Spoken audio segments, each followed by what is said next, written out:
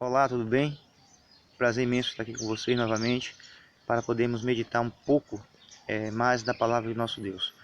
Eu estava aqui lendo o capítulo 7, o versículo 11 até o versículo 17 do livro de Lucas, que fala sobre a ressurreição do filho da viúva de Naim.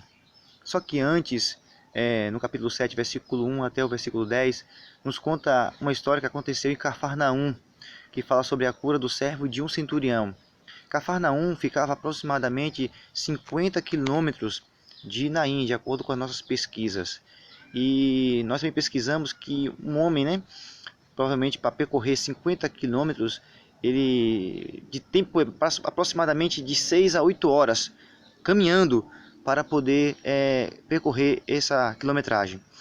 E a primeira coisa que ao pesquisar isso, eu pude perceber o seguinte: o esforço que o nosso Senhor Jesus Cristo fez para poder salvar algumas pessoas, ou salvar uma pessoa.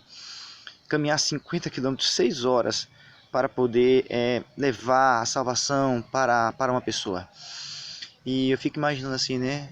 Muitas vezes tem alguns momentos que nós passamos na vida, nós não queremos nem caminhar nem 5 minutos para poder levar o Evangelho para algumas pessoas. E fico imaginando assim, quão grande realmente era o amor de Jesus, e é o amor de Jesus pelas pessoas no passado, o amor dele também por nós, capaz de morrer, até mesmo a morte de cruz, para poder nos salvar. O versículo 11, no capítulo 7 do livro de São Lucas, nos diz que em dia subsequente, né, ao que aconteceu em Cafarnaum, a cura ali do servo, do centurião, dirigia-se Jesus a uma cidade chamada Naim, como eu já falei, é a aldeia da Consolação, e ia com ele os seus discípulos e numerosa multidão.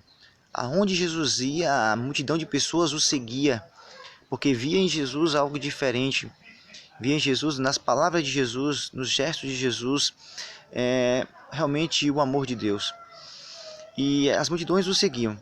Alguns, é claro, com sinceridade, muitos com sinceridade na realidade, só que muitos outros também apenas com interesses egoístas, né? De apenas saciar muitas vezes a fome, ou pensando que Jesus iria ser um rei de Israel e por estar ao lado dele, poderia assim se aproveitar no futuro de algum benefício.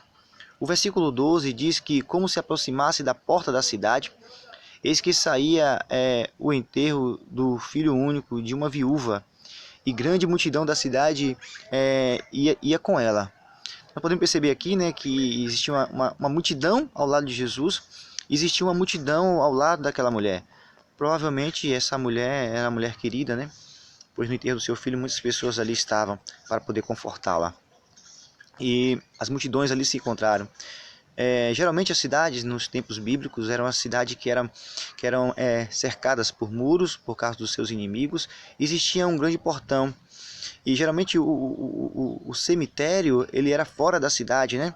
Era fora da cidade. Por isso que a mulher se dirigia para fora, em grutas, em cavernas. Geralmente era assim os cemitérios na época de Jesus, na época dos tempos bíblicos. O versículo 13 diz que, vendo-a, o Senhor se compadeceu dela e lhe disse: não chores. Nossa, o mestre estava ali e falou para aquela mulher: olha, não chores. Mas provavelmente aquela mulher, ela não conhecia Jesus. E provavelmente ela pode ter assim pensado, né? Poxa, como eu não posso chorar? Eu perdi meu marido, eu perdi agora o meu filho. Como assim não chores? Ela não sabia, né, que algo muito significativo aconteceria naquele momento na vida dela, na vida do seu filho e na vida de todos aqueles que ali estavam. Pois aonde Jesus chega, Jesus realmente faz o milagre. Jesus ele não vai, amigos, isso é muito interessante. Jesus ele não vai aos lugares apenas por ir. Aonde Jesus ele passava, aonde Jesus ia, ele ia com um objetivo. Eu sempre digo isso. Ele ia com um objetivo. Que objetivo era esse? Objetivo de salvação. Nós somos cristãos. Pelo menos eu sou cristão. Se você não é, eu espero que você estude a palavra de Deus mesmo com coerência para poder perceber o amor de Deus por você. Mas eu sou cristão. E muitas vezes nós temos como exemplo a Jesus, mas muitas vezes nós vamos a alguns lugares apenas por ir, apenas por algum motivo egoísta. Mas Jesus não. Em todos os lugares que Jesus ia com o objetivo de levar a salvação às pessoas, de trazer conforto às outras pessoas, de trazer uma palavra de conforto, de trazer segurança, de trazer compaixão, amor e salvação. Esse era o maior objetivo de Jesus. Diz o versículo 14 que chegando-se, diz que tocou ali no caixão do esquife, e diz que, e parando os que o conduziam, disse: jovem, eu te mando, levanta-te. Diz o versículo 15 que sentou-se o que estivera morto e passou a falar, e Jesus o restituiu à sua mãe. Olha, isso tem um significado muito importante. Além da ressurreição, a Bíblia fala que Jesus é a ressurreição e a vida, lá em João, né? Mas além da ressurreição, essa passagem ela tem um significado especial para aquela mulher. Porque nos tempos bíblicos, a mulher ela era totalmente dependente do homem, totalmente dependente do seu marido ou do seu filho. Como aquela mulher tinha perdido o seu marido, a sua vida ela agora estava dependente do seu filho. Pois se a mulher ela não tivesse um marido, não tivesse um filho, ela deveria casar-se com o seu cunhado. Mas se caso ela não tivesse um cunhado, né, que é chamada lei do levirato, se eu não me engano está escrito lá no livro de Levíticos, ela tinha três coisinhas apenas que poderiam acontecer na vida dela se ela não tivesse um homem para poder sustentá-la. Sabe quais são essas três coisas? Eu até escrevi aqui para não esquecer. Primeira coisa que poderia acontecer com ela, ela era se tornar uma mendiga. Mas até mesmo uma mendiga nos tempos lá de Israel, do tempo de Jesus, ia ser muito difícil para a mulher, pois os homens da sociedade eles não poderiam se aproximar muito de mulheres, pois se eles se aproximassem de uma mulher, a sua reputação poderia vir, né, por água abaixo. Então se tornava muito difícil a mulher ser mendiga nos tempos bíblicos. Segundo, que ela poderia se tornar uma escrava. E escravo nunca foi coisa boa. E terceiro, ela poderia se tornar uma prostituta. Muitas mulheres nos tempos bíblicos, nos tempos passados, no tempo de Jesus, 2000, 3000 anos atrás, ou mais, muitas e muitas delas que se tornavam prostitutas, elas não se tornavam prostitutas porque queriam se tornar prostituta, porque eram mulheres devassas. Não era por causa disso não. Era por uma consequência da vida. Era um meio de poder sobreviver. E muitas vezes nós lemos passagens bíblicas falando sobre mulheres prostitutas.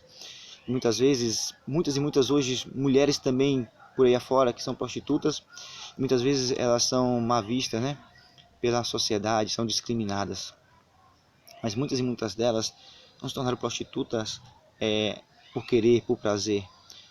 Muitas e muitas delas se tornaram prostitutas por uma consequência da vida. Nós não devemos julgá-las de maneira alguma. E essa mulher aqui, nessa história, ela estava sujeita também a se tornar uma prostituta. Mas Jesus conhecia a história, Jesus conhecia a cultura de sua época.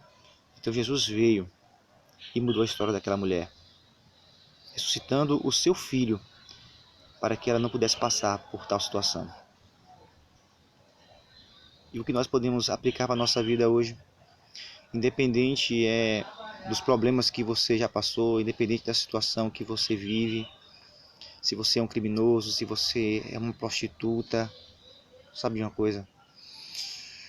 Jesus ele quer mudar a sua história. Ele quer não só fazer uma ressurreição como um filho, né, de uma viúva, mas ele quer fazer a ressurreição da sua vida espiritual. Você pode estar hoje no mais profundo, você fala assim, nossa, não tem uma solução, não tem mais jeito para a minha vida, eu estou perdido, ninguém me ama, ninguém quer o meu bem, sabe? Jesus ele foi capaz de caminhar 6 horas, 50 quilômetros aproximadamente, para poder trazer salvação e esperança para aquela mulher. Mas Jesus fez muito mais ainda por você. Ele foi capaz de deixar os céus, deixar o seu trono de glória e descer aqui por amor a você, por amor a mim. Jesus ele também quer parar o momento, na sua vida, quer te tocar, quer te ressuscitar, quer te dar salvação, quer te dar o perdão, quer te dar o amor e acima de tudo, Jesus quer te dar a salvação.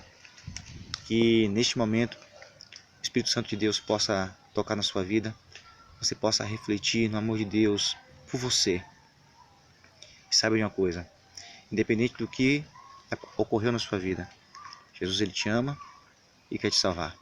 Assim também como ele me ama e ama toda a humanidade. Ele não se alegra com a morte do ímpio, mas ele se alegra quando o ímpio se converte e se entrega completamente a ele. Por que não se entregar a Jesus? Eis o momento. Pare agora, ore. Vou fazer uma breve oração aqui contigo. Eu espero que o seu coração possa estar aberto para poder aceitar esse imenso amor de Jesus. Feche os olhos, vamos orar rapidinho. Senhor Deus, nosso Pai, neste momento, através do teu Santo Espírito, eu te peço que o Senhor toque na vida desta pessoa. Eu não sei o que ela está passando, mas o Senhor sabe. Se caso nela estiver algum pensamento ruim, que o Senhor tire, Senhor Deus. Se caso ela pense que ninguém a ame, que ela possa ficar sabendo neste momento que o Senhor a ama e que o Senhor quer salvá-la. Abençoe, aguarde, a proteja e a ilumine e, acima de tudo, dê a salvação na vida dela para todo sempre, em nome de Jesus. Amém. Obrigado. Deus abençoe.